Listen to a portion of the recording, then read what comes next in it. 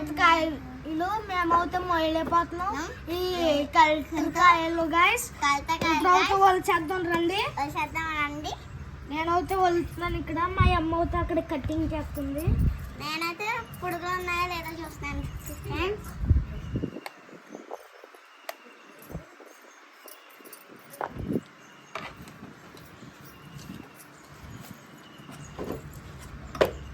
అని చెత్తంతనే బాబు కింద మట్టి అంతా.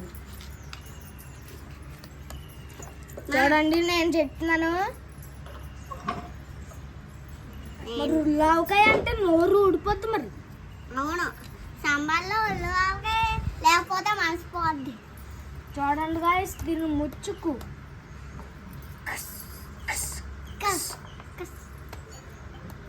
వెనకాల కూడా చిన్న ముచ్చుకుంటూ కోస్తాను. అండి